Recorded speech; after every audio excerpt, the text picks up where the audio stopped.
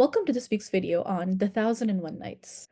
If world literature stories are those stories that have incredible influence within their own borders and also outside of them, if they are texts that are popular within their original language and culture, but also outside of their borders of origin, then The Thousand and One Nights is an undisputed classic of world literature.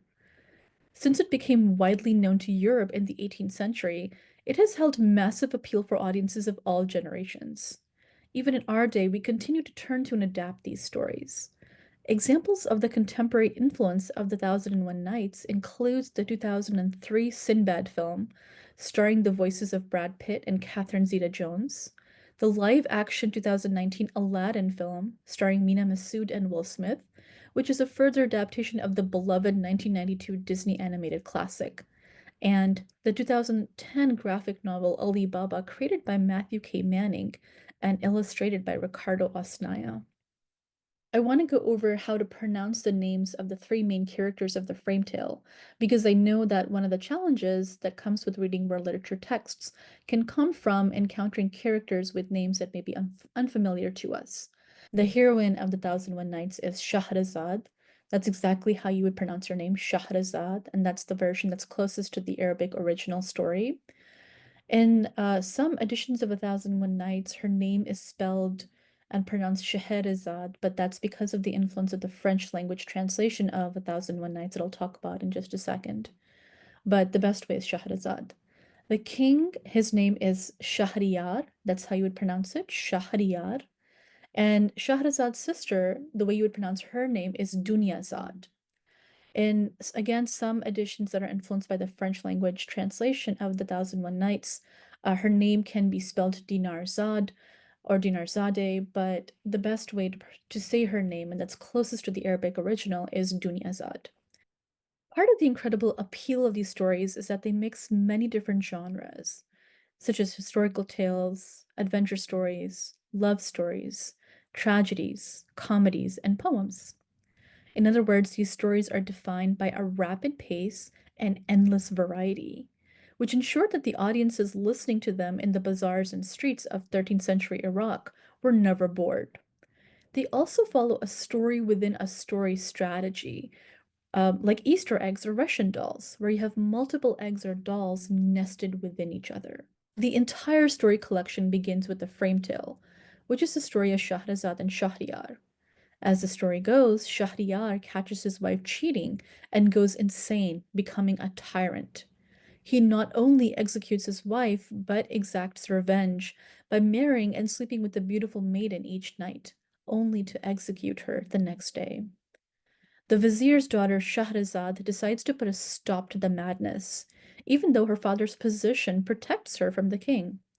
She marries King Shahryar, gets her sister Dunyazad to sit somewhere near the bedchamber, as royal attendants often did. After lovemaking with her husband is done, she has her sister request that she tell a story. The stories that Shahrazad tells are magical, dramatic, entertaining, curious, humorous, and inspiring. Moreover, Shahrazad has mastered the art of the cliffhanger.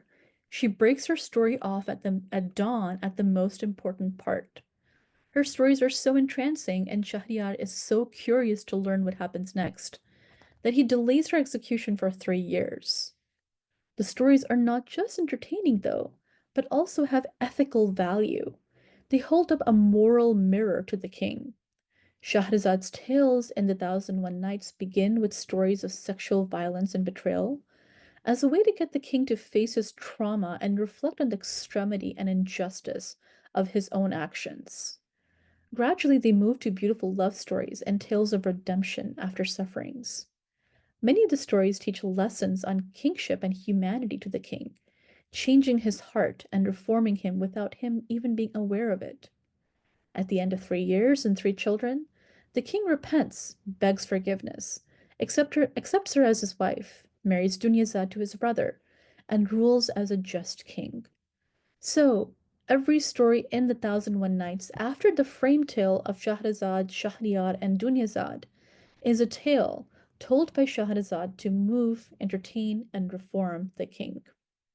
Robert Irwin calls story collections like The Thousand and One Nights as, quote, an ocean of stories, an ocean which is boundless, deep, and ceaselessly in motion, end quote. In understanding how such story collections move and circulate across many different periods and diverse cultures, you have to understand the importance of translation. The story perhaps started as a story collection in ancient India. It migrates to pre-Islamic Sasanian Persia and gets translated into ancient Persian, where it comes to be called Hazar Afsana, which means 1,000 stories. Next, it moves to 9th century Baghdad, which was the capital of the Abbasid Empire based in modern-day Iraq. There, it is translated into Arabic and incorporates many new stories, and comes to be called Alf Layla, which means 1,000 nights. In the Abbasid Empire, which was one of the most powerful and developed empires in Muslim history, the story collection continues to grow and develop between the 11th and 13th centuries.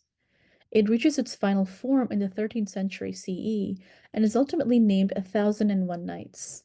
While the stories are set in many different global locations and feature exciting journeys and adventures, the Middle Eastern flavor of the bazaar, with its color, its vibrancy, and commercialism, came to shape the series as a whole. Thanks to translation, the series came to be even more influential in Europe than it was in the Middle East. The first major European translation of The Thousand and One Nights was Antoine Galland's 17th century translation Les Mille et Une Nuits at the court of King Louis XIV. This publication sparked an enormous thirst in the French court and broader publics of the European countries for The Thousand and One Nights' magical brand of storytelling. The British philologist and linguist Edward William Lane followed with his English language translation in the 19th century, when British power held sway over India, as well as Egypt and China. Lane's translation was called The Thousand and One Nights, commonly called in England the Arabian Nights, and this is where the colloquial name for this series, the Arabian Nights, comes from. It comes from Lane. The famous British adventurer and spy and explorer Richard Burton then published his own translation in 1885. Burton's translation is probably the worst. Burton was competing with yet another translator working at that time, and he made his translation sensationalist and pornographic to win mass market book sales. When we think of the mass appeal of these stories for audiences across the globe and over many different historical periods, we are implicitly thinking about the theme of cultural translation. As literary critic Wolfgang Iser has noted, translation, which is the transfer and rendering of texts from one language into another, always incorporates the element of cultural translation. In other words, translation is not just about transferring a story or text from one language into another. It always involves interpreting the cultural difference of the source text for a different audience in a different geographic location, speaking a different language, and of a different historical period. It involves taking customs or cultural practices from the source text's cultural world and making them relatable or marketable to another audience. This can be a messy process, and sometimes it can go wrong because the translator is often in a position of power with respect to the original text. Given how old The Thousand and One Nights are, for instance, if a translator unintentionally or intentionally misrepresents the original culture, there is no risk of a lawsuit. Additionally, if the translation is successful, the translator's interpretation becomes a cultural force, a cultural myth in its own right. This can run the danger of perpetuating misrepresentations and stereotypes on a mass scale. One example of this risk is the discourse of Orientalism, which is a tendency to see the Orient or the Middle East or the Islamic world as an unchanging, timeless essence that has the same practices, beliefs, social customs across all time and all cultures and all places in that geography. Even though European audiences delighted in these stories, they also used them to stereotype them as a representative of the Muslim world, even though they're just stories. For instance, there is a tendency to see Shahryar and Shahrazad's relationship as an example of gender relations in the Muslim world, or the sexualization of Muslim women, or Muslim women's oppression, even though this is not what the story is about. These stories, the stories of the Frame Tale of 1,001 Nights and the stories that Shahrazad tells, are often allegorical in nature and about communicating moral and political lessons through the setting of the frame tale. Let's talk about the role that translation can play in disseminating Orientalist stereotypes. To do so, we're going to compare the way the narrator of The Thousand and One Nights, the heroine Shahrazad, is represented in two popular European translations. Malcolm Lyon's translation is a modern and fairly accurate translation based on the original Arabic. Let's go ahead and read it. This man, the vizier, had two daughters, of whom the elder was called Shahrazad and the younger Dunyazad. Shahrazad had read books and histories, accounts of past kings, and stories of earlier peoples, having collected, it was said, 1,000 volumes of these, covering peoples, kings, and poets. Next, we have Galan's 18th century version. Let's go ahead and read that loud. The Grand Vizier had two daughters, the eldest called Scheherazade, and the youngest Dinarzade. The latter was a lady of very great merit, but the elder had courage, wit, and penetration infinitely above her sex. She had read abundantly and had such prodigious memory that she never forgot anything. She had successfully applied herself to philosophy, history, and the liberal arts, and for verse exceeded the best poets of her time. Besides this, she was a perfect beauty, and all of her fine qualifications were crowned with solid virtue. So let's look at the differences between these two translations. While European audiences found wonder, amazement, and pleasure in these stories, there has been an Orientalist tendency to fetishize and exoticize the female characters in exotic setting. Shahrazad's physical beauty is never mentioned in the original Arabic. However, in Galan's translation, Galan presents her as, quote, a perfect beauty, end quote, emphasizing her body and physical appearance. The original Arabic version stresses her learning and her intelligence, the number of books she's collected, and the knowledge she's accumulated. She isn't presented as an exception to how women were at this time. In Galan's version, she is explicitly said to have, quote, courage, wit, and penetration infinitely above her sex, end quote, representing Arab women and women generally as less worthy and intelligent and capable than men. Edward Lean and Richard Burton followed similar strategies. There is a love for the stories that's evident in their translations, but also stereotypes about gender and culture diminishing Shahrazad's intellectual abilities through footnotes and other commentary. So, translations do render Shahrazad as the exotic, oppressed Muslim woman stereotype, and medieval Islamic societies as unchanging, unhistorical, and timelessly barbaric, which are all untrue. We can also see the influence of Orientalist stereotypes in the European visual culture that grew up around the Thousand and One Nights. In Lane's version, you have these gorgeous illustrations of the scenes, which also interpret and represent what the culture was imagined to be for the English public. So, in the image on the left, Shahryar is shown unveiling Shahrazad, while there is no mention of unveiling on the marriage night in the original Arabic. On the right, you have an image of Leon Bakst's gorgeous 1910 costume design for the Russian ballet. This represents Shahryar's wife having sexual relations with her enslaved lover. However, the drawings represent Shahryar's wife as passive, not the active initiator of the erotic relationship. Here she's being dominated by her enslaved lover, instead of being depicted as someone with sexual agency. She's also depicted as a scantily clad harem girl rather than as a queen. As colonial bureaucrats, officials, travelers, businessmen, and tourists traveled to the Middle East in the 19th and early 20th centuries, buying carpets, mosaics, textiles from Delhi, Damascus, Cairo, and Baghdad, they brought with them a preconceived idea of the Orient as a fantasy space that was shaped by these translations of the nights. The power of this representation continues till today.